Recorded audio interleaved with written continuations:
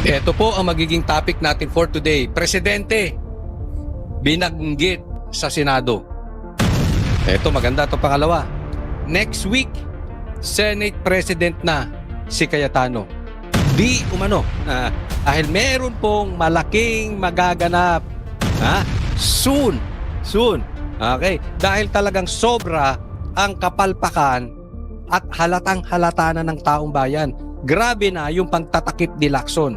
4-5 senador lang ang bumaligtad.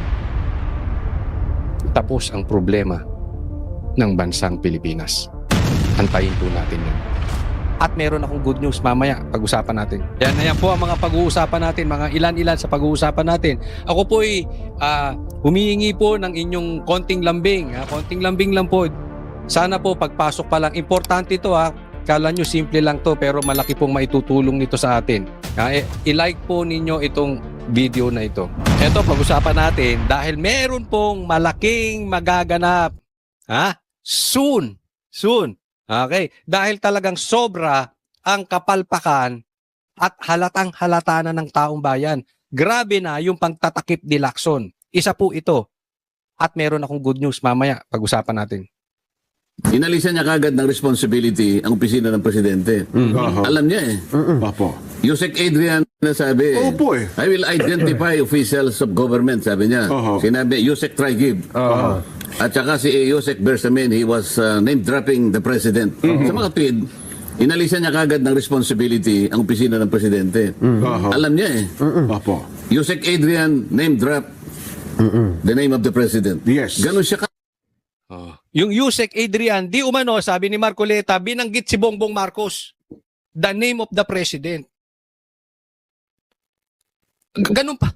Alam niyo yung isang pelikula na ang ganda na nung tapos to si Lacson anticlimactic.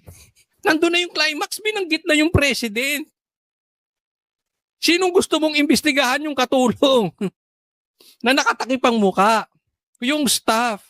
Kung saan-saan dinadala ni Lacson. Itinuturo na yung presidente. Ba't hindi yun ang pagtuunan ng pansin?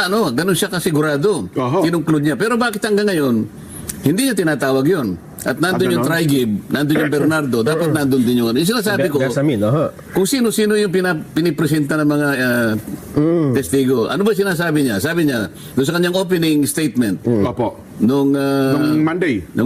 Ito sinabi niya, let me emphasize one point. Ayan. We always go where the evidence leads us. Ayan. Kung saan ang ebidensya, doon tayo, sabi ni Lacson. We do not target any particular person nor we have the intention to cover up for... Wala tayong tinatarget at wala din tayong pinoprotektahan. Sabi rin ni Pinky Lacson. anybody. Taliwas ito Oo nga. Wherever the evidence leads us. Uy, nagsabi si Trigib. Nagsabi Adrian Bersamin. Ba't di mo sila patawagin? Ay, bakit ganito? Wala raw silang intensyon na panatan ng iba. O to cover up anybody. Ba't parang may kinocover ka rito? Di ba? Nagharap silang dalawa Ayun nga. O pagkatapos, ang pinresent niya, dalawang babae nakatakip ang mukha.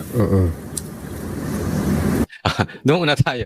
So, tinuturo na po yung Office of the President. Yung presidente mismo, ayan na sinasabi na, doon ka napunta sa staff, doon ka sa nakatakip ang mukha. Di ba? Kaya nga, disappointed ang taong bayan. Kaya nga po ang nababalitaan natin, ito ay nadidinig po natin sa ating bubwit. Nadidinig po natin.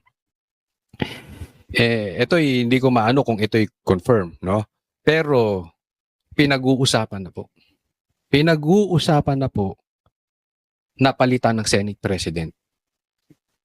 At malamang-lamang yan si Cayetano. Malamang-lamang yan kung mapapalitan. Tatandaan po natin, manipis po ang difference ng majority at saka sa minority. Ilan lang ang bumaligtad galing sa majority, magiging Senate President yan, si Cayetano. At pag naging Senate President yan si Cayetano, imposible na siya ang may alam sa batas hahayaan niya na si Lacson ang Blue Ribbon Chairman. Sablay talaga si ano. I don't really think na mali si Lacson mag-imbestiga. I really don't think na sablay si Lacson mag-imbestiga. Mali po yung nagamit kong word. May pinagtatakpan. Di amuno talaga to si Lacson. Alam mong nililihis eh. Palayo tayo. Pag nababanggit na si Tambi, nababanggit na presidente, palayo. At disappointed na, di umano ang Senado sa ginagawa dito. Kita nyo ang tinatarget. Mamaya, papakita natin si Bong Revilla, si Cheese, Joel Villanueva, si Jinggoy. Nasa Senate. Kaya disappointed na po ang Senate. Yan po ang ating nadidinig. Ngayon, totoo man yung aking bubwit. Tama man yung aking bubwit. It's about time. Senate, manindigan naman kayo. Kasi nanindigan na taong bayan eh. Lumahok na sa rally. Nagsalita na si Amy Marcos. Andun na yung hinanakit ng taong bayan, ginawa na nila ang parte nila, ginawa na namin ang parte namin. Yung taong bayan, yung mga vloggers, nagsasalita na. Dalawa na lang ang kailangan natin. Yung sundalo, na sa ngayon, parang hindi gagalaw unless talagang sigurado sila. Napakasigurista ng di umano nila. Ba't sinatin, hindi naman sila gumagalaw eh. Di ba? Okay, hindi po tayo nagtatawag dito ng rebellion. Ang tinasabi natin dito, yung naaayon sa batas. Yung sundalo ni hindi man lang nila tingnan kung totoong yung sinasabi ni Amy na adik, dapat yan tinitingnan na nila eh. Nasa kapasidad pa ba yung presidente? Huwag na nating asahan, wala tayong aasahan doon. Pero Senado, it's about time kayo. Yung nasa majority, lumipat na kayo ng minority, nabababoy na yung Blue Ribbon. Hindi lang naman si Lacson ang nabababoy eh. Hindi lang naman si Tuta Soto nabababoy. Buong Blue Ribbon nabababoy. Mga ilan-ilan lang sa majority, lumipat sa minority. At maglagay kayo ng presidente, Senate President. Palitan nyo si Lacson. Uusad ang investigasyon. Hindi tayo tatawag ng illegal. Ang tinatawag natin yung naaayon sa batas. At naaayon sa batas yan. Na mag-imbestiga ang Blue Ribbon ng maayos. Nang hindi kababuyan. So maglagay tayo dyan. Paano malalagay dyan kung ang presidente, ang Senate President si Tito Soto? Hindi mangyayari. Anyway, may nadidinig na nga akong palitan. Sana. Kayong mangilang-ilang diyang senador, manindigan naman kayo. Ang laki ng inyong responsibilidad sa taong bayan. Tapos tahimik kayo. Huwag ganun. Ha?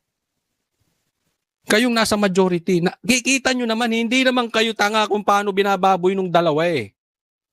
Kailan kayo kikilos mga senador? Diba? Kailan kayo kikilos dyan sa majority? Nagtatanong ako, sino sumasagot? Opo. Sino sumasagot? Yung chairman po ng komite, Senator Ping. Diba? Kung hindi ba naman kabaklaan to si Lacson, sagot ng sagot. Hindi ba ikaw, alam ba ikaw tinatanong ko, si Nelson na sagot. Ano sa tingin mo ang mararamdaman ko? Kung ako yon, mararamdaman ko. At tinatanong ko itong dalawang nakamaskara, si Lacson na sagot, sasabihin ko, bakla nga. Tama, si Miriam Santiago, bakla nga. Tama, si Amy, bakla nga. Eh, paano sagot? Hindi naman siya tinatanong. Buti kung abogado siya ni Marcos o ni Tambal, hindi naman siya abogado dyan eh. Blue Ribbon Chairman siya. So, ibig sabihin, para siyang nagpa-facilitate ng discussion. Diba? Para siyang judge. Dapat patas lang siya. Well, yun na nga po. Ano yun na nga po? Ano mararamdaman ko? Siyempre, tinatanong kita, ito yung sagot na sagot. Ikaw, ayaw kanyang pasagutin, ito yung sagot na sagot. Nakakabastos yun, Sen. Pagkatapos sasabihin, tayo ang may disrespect. Parang baligtad ang nangyayari. Hindi, kaya nga, pasensya na, gago talaga to si Lacson. Gago talaga. Siya pa may gana magsalita na hindi siya nirespeto. Eh, ang ayos napanood ko to eh. Ang ganda nung paalam ni Marcoleta eh. Pwede ko ba silang tanungin? Pumayag naman si Lacson. Eh siya pala sasagot. Palayasin mo na yung dalawa na yan. Kayo na lang mag-usap, Marcoleta, Lacson. Kayo na lang mag-usap dalawa. Di ba? Kasimple-simple lang ng tanong ko eh. Sabi ko to sa babae, sino po ba ang yung may-ari talaga ng bahay na pinag-uusapan natin sa 30 Tamarind Street? Bigla siya nagsalita. Yung sasabihin, sino may-ari? Oh. Simple lang naman eh. Alam mo kung malabas nito, ayaw pagsalitain ni Lacson kasi baka mataranta yung dalawa. Pag sinabi nila si Tambi, paano niya ngayong pipihitin? Di ba? So, para hindi mataranta yung dalawa, siya na lang magpakatarantado. O, ganun ang lumalabas. Pero hindi ko siya, Oo nga, pabagalang hindi ko siya sinasansala. Okay. Tanong na naman ako. Opo. Sagot na naman siya. Ba't naman ganun si Marcoleta? Hindi naman daw niya sinasalsal. Ay, huwag mo naman salsalin si Lacson. Hindi, ewan ko tama ba yung nadinig ko? Oho. Tanong pa rin ako. Ang haba nga po ng explanation. Sagot na naman siya. Oho. Sabi ka ng isang observer eh. Alam mo na pala yung mga sagot niya. Ba't pinasinta mo pa dyan? Para ano yan? Oo. Ang gamit lang pala nung dalawa na para ituro si Diskaya na si Diskaya raw ang nagsabi na umalis na kayo dyan dahil gagamitin na ng bagong may-ari. Opo. Dahil ang bagong may-ari na nasagap yata ng Blue Ribbon Committee Chairman, meron natang chismis ng bagong may-ari Martin Romualdez. Kaya pala pinaturo si Diskaya para ang maisip na naman tao, wala yung chismis na si Romualdez ang may-ari kung hindi tinuturo si Diskaya. Ayun. O, akala ko ba wala tayong kino-cover up dito? Oho. Hindi ba? Ay, ito po yan ha. Ito yung purpose na sinasabi ni ano. Anong purpose? Dinala mo yan dalawang nakamaskara na yan. Nakatakip ang mukha. Eh, hindi naman pala sasagot. Anong purpose? Ang purpose pala, para ituro si Diskaya. Kasi yung bahay sa Forbes, doon binabagsak ang pera. So, ang purpose lang pala nito, kaya pinalabas ni Lacson, para mailihis kay Tambaluslos, hindi sabihin, hindi kay Tambaluslos yung bahay, kung hindi kay Diskaya. Nakikita nyo? Yan yung sinasabi ni Marcoleta, kala ko ba wala tayong cover up? Kala ko ba wala tayong pagtatakpan? Eh yan lang pala purpose niyan. Ngayon, kung magtuturo sila, dapat yan, naku-cross-examine. Tuturo mo yun, sige, si Diskaya may-ari. Ay di hayaan mo magtanong si Marcoleta para malaman kung nagsisinungaling to mga testigo. Diba? Kasi nga ang chismis, ang may-ari ng bahay, si Tambaluslos. Tinuturo nila iba. So dapat, imbestigahan kaya nga Blue Ribbon, investigasyon, maimbestigahan ni Marcoleta. Hindi naman pinapayagan mag-imbestiga. Sagot ng sagot si Lacson. Hindi ba kaepalan to? Nuk-nukan ng epal to si Lacson. Eh magkano ba? Hindi. Magkano ba yung Amerikana mo, Lacson? Parang sobra kang epal eh. Ha? Ay, nako. Ito, next.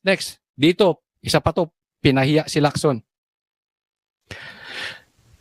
Ito, pag-usapan natin itong patungkol sa Minority Report. Dahil napaka-importante nito dahil kini-question yung legality nung nilabas ni Marcoleta at saka ni Amy. Meron pong dahilan yan at makikita natin ang importance nito. Did the issuance of a minority report depart from the usual procedure by the Senate Blue Ribbon Committee where the minority report would come after the formal report by the main committee? Did we depart? Sir, did No, you... our purpose is to inform our people that we had already our findings and recommendations on how we should deal with the problems involving the most anomalous and the most scandalous corruption in this country. Ang tanong, lumihis ba itong minority report ng minority na kung saan nag-press con si Marcoleta at saka si Amy? Dapat inantay daw muna yung report ng kabuuan ng Blue Ribbon bago sila naglabas ng minority report. Ang sagot ni Marcoleta, ini-inform namin lang ang taong bayan dahil isa to sa pinakamalaking iskandalo at kailangan namin i-inform ang taong bayan. Eh bakit nga hindi kayo mag-antay nung report? O, yun ang usapin dito. We started with the 2025 mangled budget. Kasi hindi naman sila gumagawa ng report eh. You remember Senator Ping promised that he will issue or submit a partial report before the December break. At sinisisi niya yung kanyang mga tauhan. Sabi niya, mahihina yung mga tauhan ko eh. Sabi nila, it's already being drafted. Nung tanongin ko, nakatingin sila sa akin, tatangu-tangu lang. So when can the Filipino people await really the submission of a final report? Kasi ang mga tao, they're agitated. They're frustrated. Galit na galit ang mga tao. Ninakaw. Hindi lang ninakaw, nilimas ang kaban ng bayan eh. So ang purpose namin dito, one, siguro to encourage naman the Blue Ribbon Committee, mag-submit na kayo kahit partial report lang, di ba? Para sa tao. Ang tingnan natin dito yung kapakanan ng tao, hindi yung sasabihin nila we departed from the rules. Bakit? Masama bang mag-submit ng minority report in the history of the Senate? Ay, teka muna. So, patuloy natin dyan. So, ang usapin, bakit sila nag-submit? Naglabas sila ng minority report, hindi muna nag-antay. Ang sagot ni Marcoleta, nangako ka, Lacson. Maglalabas ka ng partial report bago magpasko. Akala ko ba Tito Soto forthwith? Pagalawin mo yung yung tao mo, forthwith. Maglabas kayo ng report. Tama si Tama si Marcoleta. Yung taong bayan nag-aantay. Nag-aantay ng ano bang nangyayari sa investigasyon. Alam mo yung ginawa ninyo, naglabas kayo ng ICI. Inutil. Wala rin pakinabang yung ICI. Sabi nyo maglalabas kayo ng report. Hindi kayo naglabas ng report bago magpasko. Tapos ngayon nagmamalaki kayo, magkakaroon ng blue ribbon. Babalik na. Anak ng teteng. Nung nagkaroon ng blue ribbon, lumayo tayo, itinuturo na ang Office of the President. Lumayo kayo. Di ba? Galit na raw ang taong bayan. Frustrated. And I agree with Marcoleta. Hindi lang galit. Mali nga si Marcoleta. Galit na taong bayan. Nag-aantay. Ano bang kababuyan yung ginagawa nila Lacson?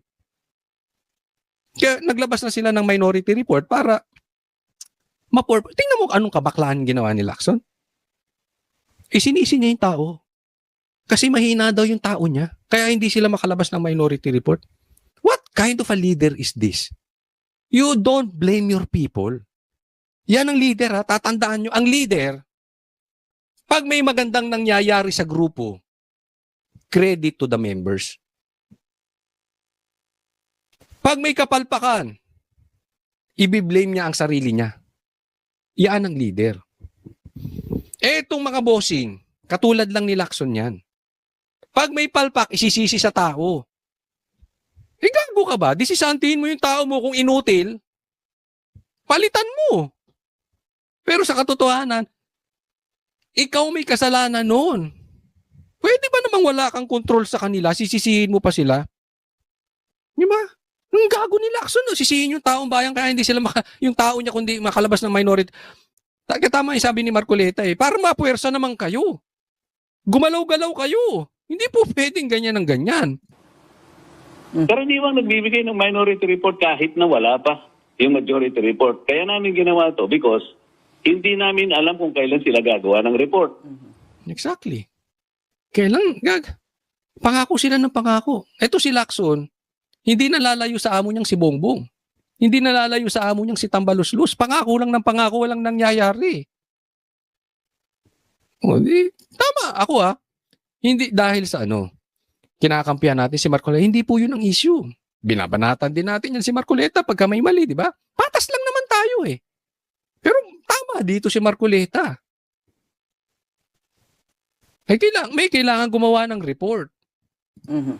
Okay, pero We are going to do that. all right. Now, Senator Ping says it belongs in the trash can. Ako pwede sumagot. It belongs to the trash can. Basura yung minority report. Ingat ka ng kakasalita ng ganyan. Baka Lacson, next week, sa basura ka pulutin. Hindi tayo nananakot. Tatandaan mo, ha? Kung ikaw ay nakaasa diyan sa mga traidor na amo mo, na kung saan kahit nga si Sarah, na siya ang naglagay sa posisyon sa mga animal na yan, trinaidor. Pinalibing nung tatay sa libingan ng bayani. Kinidnap pa yung tatay na si PRRD. Ganyan. Basura ang tingin nila sa wala ng silbi para sa kanila. Yung nagamit na nila, basura na nila tingnan. Baka mamaya, alam mo nakasandal ka sa pader. Baka bukas makalawa, ikaw na ang nasa basurahan. Ingat ka dyan. Sa kanya, if it belongs to the Trascan, nakalimutan niya siguro, di man lang niya binasa yung report. How can you even make a judgment like that? Yung 3 hearings ko, nung ako pa ang chairman, kasama yung 3 hearings na kanyang ginawa, pinagsama ko yun eh. So is he ready, or he's prepared to assume and even admit na yung kanyang ginawang 3 hearings, basura din? Pati yung kanyang pati yung kanyang 2 privilege speeches na ginamit kong input doon, basura din yun? Ayan, di ba? Ibig sabihin, nagsalita lang si Lacson nang hindi niya binabasa. Kasi dun sa report na yung kasama, yung mga sinasabi ni Lacson. Wala namang ganunan. Wala kaming ibang motibo doon kung hindi ang kapakanan ng taong bayan makakita man lang kung anong nangyari na so far. Hindi namin pinipilit na yun ay kanilang i-adapt. Sinasabi lang namin, tingnan ninyo. Baka naman may mapulot kayo dito. Baka naman makatulong ito. Because ang ginamit namin, hindi namin sarili opinion. We never use our own opinion, our own perspective, hindi. We utilize the same people. We use their testimonies, individual and collective. So, anong basura doon? Hindi man lang niya binasa. So, yan ang kalagayan ng Senado ngayon. Lalong-lalo na yung Blue Ribbon. Sabi ko nga, ilan lang, mga 4 lang na bumaligtad sa majority, may imbestigahan na eh. No? Tingnan po natin ito mga kababayan. Sinasampa ng impeachment kay Bongbong Marcos. At pag ito ay makapasa sa